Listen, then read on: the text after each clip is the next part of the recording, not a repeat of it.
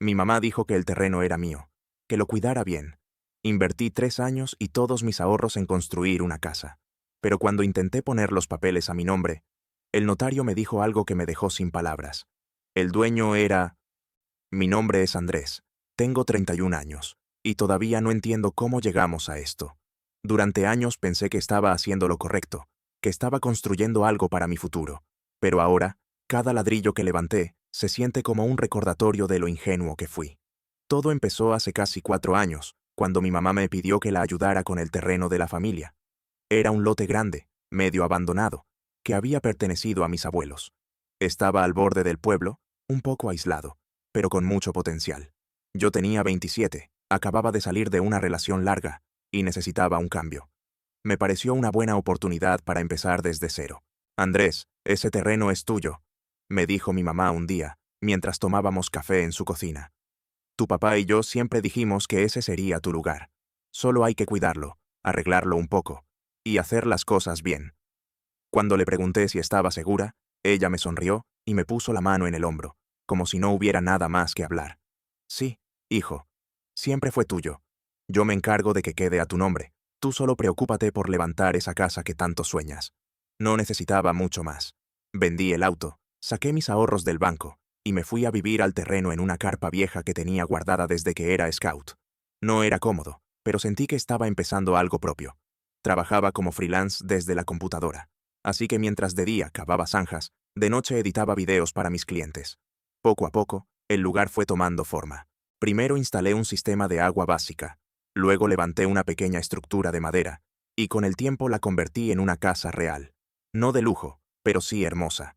Con ventanales grandes, techo alto, y una galería donde me gustaba sentarme a ver el atardecer. Cada baldosa la puse yo. Cada clavo, cada viga, cada decisión fue mía. Mi mamá venía seguido. Me traía comida, plantitas para el jardín, y me decía que estaba orgullosa. A veces lloraba un poco al ver cómo el terreno cobraba vida. Nunca me imaginé que iba a quedar tan lindo, decía acariciando las paredes de madera. Este lugar era puro polvo antes de que tú llegaras. Yo me sentía pleno, feliz. Incluso pensé en invitar a alguien a compartirlo conmigo, formar una familia, pero decidí esperar a tener todo legalizado. La casa ya estaba lista, solo faltaba registrar los papeles. Así que le pedí a mi mamá que fuéramos al notario. ¿Para qué? Si ya te dije que es tuyo, me dijo, algo molesta. Para dejarlo por escrito, ma. No quiero problemas después. Ella asintió. Me dio un beso en la mejilla y dijo que se ocuparía de todo. Pasaron unas semanas, y no hablábamos del tema. Yo insistía con suavidad, y ella cambiaba de tema. Pensé que solo era burocracia lenta, hasta que un día se lo conté a mi tía Clara. ¿Ya pusiste el terreno a tu nombre?, me preguntó. Mi mamá está en eso, creo. Ella me miró raro. ¿Te dijo que lo haría ella? Sí, me lo prometió. Clara hizo una mueca. Andrés, ese terreno está a nombre de alguien hace años. No sé si lo sabías. Sentí como si me vaciaran un balde de agua helada en la espalda. ¿Cómo que a nombre de alguien? A nombre de uno de tus hermanos. No estoy segura cuál. Tu mamá lo inscribió así hace tiempo. Lo hablamos una vez, pero pensé que te lo había dicho. Me fui de inmediato al registro, pedí un certificado de dominio y pedí ver al notario. Necesitaba saber. Necesitaba confirmar que todo estaba bien. Cuando el notario me recibió, le expliqué que quería hacer el traspaso formal del terreno a mi nombre. Él buscó los datos, tecleó un rato, y luego me miró como si algo no cuadrara. Andrés, este terreno ya tiene propietario, y no es tu mamá. Me quedé en silencio. Tragué saliva. Sentí un cosquilleo en la nuca. ¿Quién es? El notario giró su monitor para mostrármelo. El dueño legal es... tu hermano Marcos. No supe qué decir. Me quedé mirando la pantalla como si no pudiera leer, como si ese nombre no lo reconociera, pero lo conocía muy bien. Marcos era mi hermano mayor. Se había mudado al extranjero hacía 5 años, y casi no hablábamos. ¿Cómo?, pregunté con voz temblorosa. ¿Desde cuándo? Desde hace 6 años. Lo inscribió tu madre como donación anticipada. Está todo en regla. Salí de esa oficina temblando. No entendía nada. ¿Por qué me haría eso? ¿Por qué me pediría que lo cuidara, que construyera, que invirtiera? ¿Si ya no era suyo? ¿Si ya se lo había dado a Marcos? Y lo peor, era que tal vez ni siquiera Marcos lo sabía. Esa noche no dormí.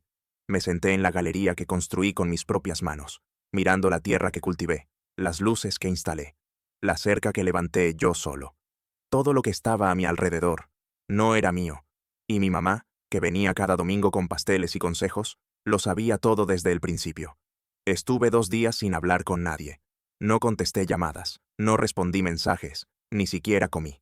Me quedé sentado en esa casa que ya no era mía, escuchando el silencio como si pudiera darme respuestas. Intenté racionalizarlo.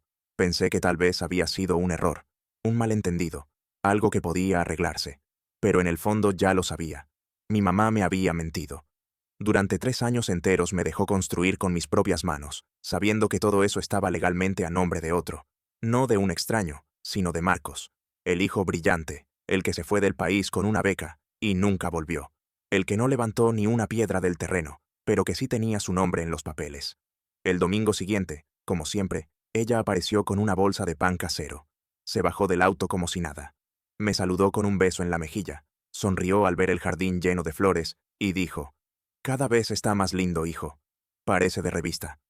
La miré fijamente, sin decir una sola palabra. «¿Pasó algo?», preguntó, notando mi expresión. «¿Por qué me mentiste?». Solté, sin rodeos. Se detuvo en seco, todavía con la bolsa de pan en la mano. «¿Qué decís?». «Fui al notario.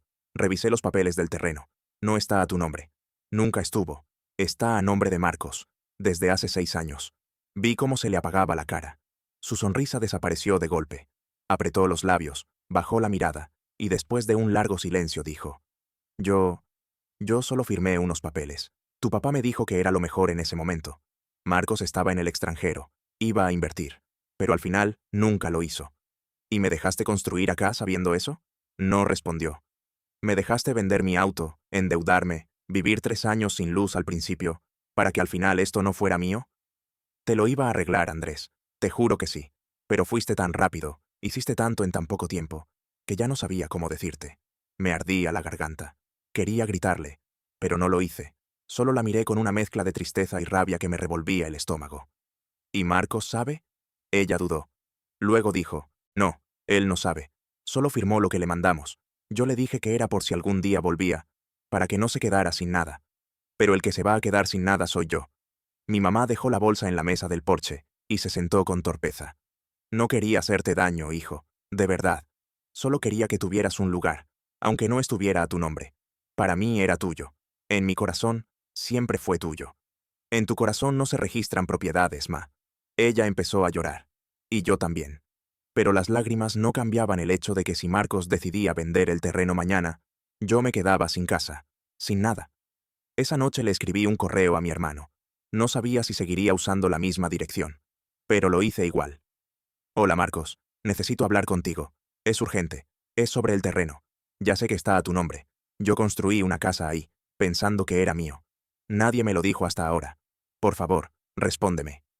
Pasaron 3 días sin respuesta. En ese tiempo, mi mamá venía todos los días, me traía comida, se ofrecía a hablar con Marcos, incluso dijo que vendería su auto si era necesario para comprarme otro terreno. Pero no era eso lo que quería. Yo no quería un reemplazo. Quería lo que ya había construido. Quería que me devolvieran la seguridad que me arrebataron sin avisar. El cuarto día, recibí un correo de Marcos. «Hola, Andrés. Mamá me escribió también. Me sorprendió todo esto. No sabía que habías construido ahí. Para mí, el terreno estaba vacío. No tenía idea que estaba a mi nombre.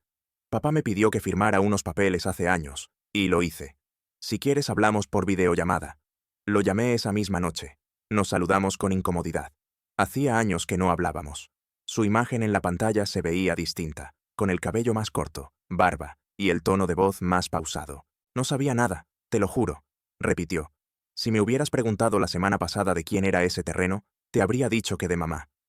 «Bueno, legalmente es tuyo», dije. «Y yo construí mi vida ahí». «Lo entiendo. ¿Quieres que lo pase a tu nombre?». No esperaba esa respuesta. Me quedé en silencio, sin saber qué decir. «Mira, Andrés, no estoy en el país, ni planeo volver pronto. No me interesa el terreno. Si construiste una casa ahí, y quieres vivir, para mí está perfecto. Puedo firmar lo que haga falta». «¿De verdad?». «Sí, pero con una condición», agregó. Se me tensó todo el cuerpo. «Quiero que hables con mamá. No le grites, no la trates mal. Sé que lo que hizo no estuvo bien, pero seguro lo hizo pensando en cuidarnos a los dos. Ya bastante culpa tiene como para que encima la rechaces». No supe qué contestar. Colgamos después de unos minutos, y por primera vez en muchos días, respiré con algo de alivio. Pero esa paz duró poco. Al día siguiente, mi mamá me llamó llorando. Marcos le había dicho que firmaría el traspaso, pero también le había reclamado por haber ocultado todo. Y ella, en lugar de aceptar su error, se derrumbó. No me hables más, Andrés. Si para ti soy una mentirosa, entonces seguí tu vida. Yo no existo. Y así, en lugar de arreglar las cosas, la verdad solo terminó de rompernos. Después de esa llamada, me quedé en silencio frente al celular. Mi mamá no solía hablar así. Siempre había sido emocional, sí, pero nunca me había cortado tan en seco. Me sentí culpable por haberle reclamado, pero al mismo tiempo, ¿qué otra opción tenía? Me habían mentido. Me habían hecho construir una vida entera sobre promesas sin sustento. Lo mínimo que podía hacer era exigir la verdad. Esa noche no dormí bien. Di vueltas en la cama, escuchando los ruidos del techo de chapa cuando el viento lo azotaba. Era curioso. Durante años, esos ruidos me tranquilizaban. Ahora, cada sonido me recordaba que legalmente nada de lo que me rodeaba me pertenecía, que estaba viviendo bajo el techo de otro. Al día siguiente, Marcos me escribió para avisarme que estaba iniciando el trámite de traspaso. Quiso hacerlo rápido, sin vueltas. Me dijo que había consultado con un abogado, que solo necesitaba que yo también firmara los documentos en el notario. Parecía sencillo. Fui al notario con los papeles impresos, y ahí me encontré con un nuevo obstáculo. Andrés, hay algo que no está del todo claro, me dijo el notario, mientras revisaba los documentos. El terreno figura a nombre de Marcos, sí. Pero al parecer, hay una cláusula de usufructo vitalicio a favor de tu madre. ¿Usufructo? Significa que, aunque el terreno sea legalmente de Marcos, tu mamá tiene derecho a usarlo y decidir sobre él mientras viva. Lo firmaron así hace años, y sin su consentimiento, el traspaso completo no se puede hacer. Sentí que me tragaba la tierra. ¿Y eso no se puede anular? Solo si ella lo renuncia. Tiene que firmar. Salí de ahí y me senté en la vereda. Miré mis manos. Las tenía sucias, todavía con polvo de haber estado reparando una gotera en el techo. Pensé en cada madrugada en la que puse ladrillos con linterna, cada compra de materiales que hice ajustando los números al centavo, cada vez que rechacé salir con amigos porque estaba ahorrando para terminar el baño. Y ahora todo dependía de que mi mamá quisiera firmar. La llamé. No respondió. Le mandé un mensaje. Ma, necesito hablar contigo. No es para pelear, solo quiero cerrar esto, por favor. No respondió. Esperé 2 días. Nada. Así que decidí ir. Me presenté en su casa con una carpeta en la mano, dispuesto a no levantar la voz. Ella me abrió con cara de piedra. No me invitó a pasar. Se quedó en el marco de la puerta, cruzada de brazos. ¿Qué quieres? Hablar. Solo eso. ¿No dijiste que no me podías perdonar? No dije eso. Tus ojos sí. Suspiré. Mamá, necesito que firmes la renuncia al usufructo del terreno. Marcos ya está de acuerdo con que me quede con él. Pero sin tu firma, no puedo registrarlo a mi nombre. ¿Y por qué tendría que hacerlo? Porque me lo prometiste, porque invertí todo lo que tengo ahí, porque tú sabías que lo estaba haciendo para vivir ahí. No para que Marcos lo vendiera, o para que tú me lo prestaras, de palabra. Ella bajó la mirada. Te dije que era tuyo, porque quería que tuvieras algo. Pero ahora veo que me equivoqué. Que no era a ti a quien tenía que habérselo dado. ¿Qué? Sí, te volviste frío, calculador. Solo piensas en papeles y firmas. Ni una vez me preguntaste cómo me sentí yo en todo esto. Me quedé mudo. Te ayudé a construir esa casa, continuó ella. Te llevé comida, te llevé agua cuando no tenías. ¿Y ahora me venís a exigir con abogados? No estoy usando abogados, solo quiero arreglar lo que ustedes complicaron. No, tú complicaste todo. Marcos no se quejó nunca. Tú sí. Sentí que algo se rompía adentro mío, como si finalmente entendiera todo. No era solo el terreno, era su forma de vernos. Marcos, el obediente, el que firmaba sin preguntar. Yo, el que cuestionaba, el que pedía explicaciones. El problema nunca fue el terreno. Fui yo. ¿Entonces no vas a firmar? No, dijo sin dudar. Esa casa fue una ilusión, y las ilusiones no se registran. Me fui sin decir una palabra más. Esa noche le escribí a Marcos, le conté todo. Le dije que lo intenté, que fui hasta su casa, que hablé con respeto, y que ella había decidido no firmar. Su respuesta fue inmediata. Lo siento, de verdad, pero si ella no quiere firmar, no podemos forzarla. No quiero pelear con ella. Si quieres, vendo el terreno. Te doy la mitad de lo que valga, y construís en otro lado. Me quedé helado. ¿Vas a vender? Si no puedes vivir tranquilo ahí, ¿Para qué vas a quedarte? Y yo tampoco puedo hacer nada más. Sentí un nudo en el estómago. Iban a vender la tierra donde levanté mis sueños. Mi mamá no iba a mover un dedo. Y mi hermano, aunque con buena intención, se estaba rindiendo. Estaba solo. Fue entonces que decidí hacer algo que nunca pensé. Pasé la noche entera despierto. No por enojo, no por tristeza. Esta vez era distinto. Era como si algo dentro de mí finalmente se hubiera roto. Pero en lugar de derrumbarme, me hubiera dado claridad. No podía seguir insistiendo con quien no quería entenderme. No iba a mendigar cariño, ni justicia, ni reconocimiento. Así que tomé una decisión. A las 7 de la mañana, me puse unos guantes de trabajo y comencé a desmontar. Empecé por lo más fácil: las luces del porche, la ducha eléctrica, las puertas interiores que yo mismo había lijado y pintado. Las desmonté con cuidado, las apilé con paciencia. Luego saqué los muebles que había hecho con retazos de madera y los metí en la camioneta de un amigo. Él no entendía nada. ¿Qué estás haciendo? Desarmando mi casa. ¿Cómo que tu casa? No puedo registrar el terreno, no es mío. Pero todo esto lo construí yo, así que si no me dejan tener el suelo, al menos me llevo lo que levanté encima. La noticia corrió rápido. Al mediodía, 2 vecinos vinieron a ver si era verdad que me iba. Yo solo asentí. No tenía ganas de explicarlo. Sentía que cuanto más hablaba del tema, más me drenaba la energía. En la tarde apareció mi mamá. No traía pan, no traía nada. Solo venía con los ojos hinchados y una cara que mezclaba sorpresa, rabia y miedo. ¿Qué estás haciendo, Andrés? Lo que tú me enseñaste, ma, a no quedarme donde no me quieren. ¿Quién no te quiere? La miré fijamente. Tú. Eso no es verdad. Me lo demostraste.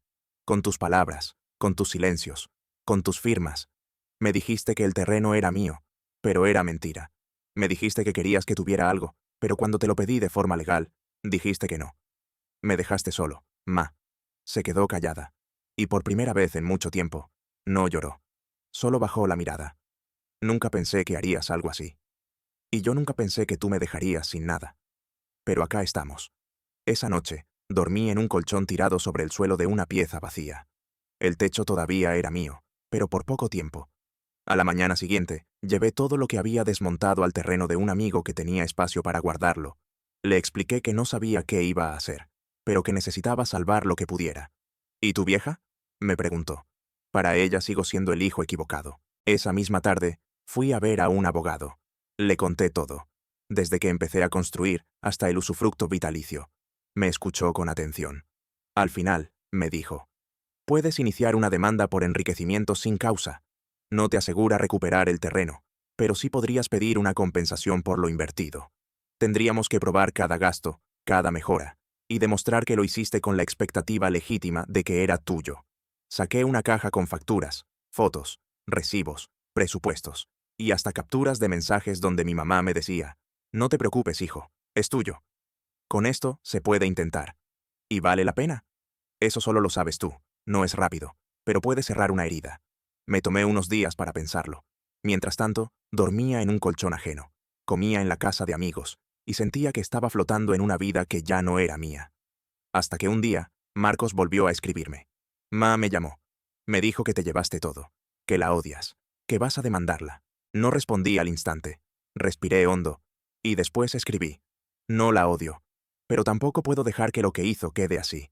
No me interesa arruinarle la vida, solo quiero que se haga cargo. Y entonces, para mi sorpresa, me dijo algo que lo cambió todo. Papá también firmó ese usufructo, pero yo descubrí otra escritura, una más vieja, donde él me daba el terreno por completo, sin condiciones.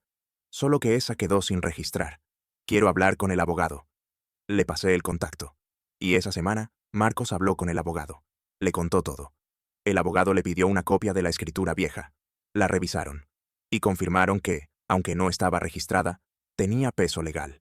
Podía usarse como respaldo para anular el usufructo, si Marcos decidía iniciar el proceso. Y lo decidió. Mi hermano, el que siempre había estado lejos, el que yo creía que no entendía nada, fue el único que me tendió la mano de verdad. Iniciamos el proceso juntos. Mi abogado, el de él. En paralelo, presenté la demanda por enriquecimiento sin causa. No contra Marcos, contra mi madre. Me dolió firmar esa hoja. Pero más me dolía saber que si no lo hacía, nadie me iba a respetar nunca más. Ella recibió la notificación 2 semanas después. Me llamó llorando. ¿De verdad vas a hacerme esto? No me diste otra opción, ma. Te di una vida. Y me la quitaste con una firma. No volvió a llamar, y yo seguí adelante. La demanda no fue rápida, tampoco sencilla, pero a diferencia de todo lo anterior, era justa. Y por primera vez en meses, sentí que ya no estaba suplicando, sino defendiéndome. El proceso legal se extendió por varios meses. Mientras tanto, yo trabajaba doble turno para pagar mis gastos y los honorarios del abogado. No lo veía como un sacrificio, lo veía como una forma de cerrar un ciclo con la frente en alto. Durante ese tiempo, no volví a pisar la casa. El terreno seguía ahí, a nombre de Marcos, con el usufructo aún en disputa. Pero lo que me dolía no era perder un techo, sino confirmar que la mujer que me crió fue capaz de borrarme de su voluntad como si nunca hubiera sido su hijo. El día de la audiencia llegó. No era un juicio formal, pero sí una instancia clave para mediar. Ella estaba sentada al otro lado de la mesa, con sus manos entrelazadas y los ojos húmedos, como tantas veces la vi. Pero esta vez no me conmovía, me dolía, porque esa imagen era parte del engaño de siempre. La madre víctima, la que no sabía lo que hacía. El mediador pidió que expusiéramos. Yo hablé con calma. Expliqué cada gasto, cada mejora. Mostré las fotos, los comprobantes, los mensajes. Narré cómo había sido construir esa casa con mis propias manos, creyendo que era un regalo, cuando en realidad era una trampa. Ella me escuchó en silencio. No me interrumpió. Pero cuando le tocó hablar, lo primero que dijo fue: no pensé que Andrés iba a llegar a esto.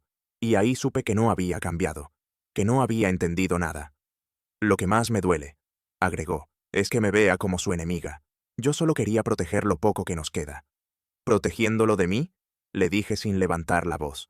¿De tu propio hijo? Hubo un momento de silencio. El mediador preguntó si estaba dispuesta a firmar la renuncia al usufructo, considerando que el terreno no lo usaba ella, sino que lo habíamos peleado entre Marcos y yo. Ella se quedó en silencio, y luego respondió: no, no voy a firmar nada. El abogado de Marcos, que también estaba presente como testigo del proceso paralelo, pidió hablar. Mostró la escritura previa firmada por el padre. Explicó que estaban avanzando para hacer valer ese documento como válido, con el respaldo del testimonio notarial, y que, si se confirmaba su validez, el usufructo firmado después quedaría sin efecto. Ella palideció. Intentó justificar que lo había hecho para mantener la unidad familiar, que todo se había malinterpretado. Pero ya no tenía argumentos. Al salir de la sala, me miró como si esperara que la abrazara, como si todavía creyera que un hijo debe perdonar cualquier cosa. Pero yo solo le dije: nunca quise pelear contigo, ma. Solo quería que cumplas tu palabra. Ahora ya no necesito que lo hagas. Y me fui. 2 meses después, el fallo fue a favor de Marcos. La escritura anterior fue validada, y con ella, el usufructo quedó anulado. Marcos registró el terreno a su nombre total, y sin dudar, me transfirió la mitad. No me cobró, no me pidió nada, solo me dio un abrazo y me dijo: lo justo es justo. Volví a construir, desde abajo, pero ahora sin miedo. Recuperé lo que había desmontado, las puertas, los muebles, las luces. Y aunque la estructura ya no era la misma, el valor emocional era más fuerte que nunca. A mi mamá no la vi más. Me enteré por conocidos que decía que yo la había abandonado, que la había traicionado. Pero también supe que mucha gente dejó de escucharla, porque ya sabían mi versión, porque hablé con la verdad, porque nunca insulté, nunca expuse por rabia, solo me defendí. A veces me siento frente al nuevo porche, con el mismo viento de siempre moviendo el techo, y me doy cuenta de que todo este tiempo yo no estaba construyendo una casa, estaba construyendo una vida que no dependiera de nadie más. Y cuando me preguntan si me arrepiento de haberla enfrentado, de haberla llevado a juicio, de haberlo contado todo, siempre digo lo mismo: hay cosas que se construyen con ladrillos, y otras con dignidad.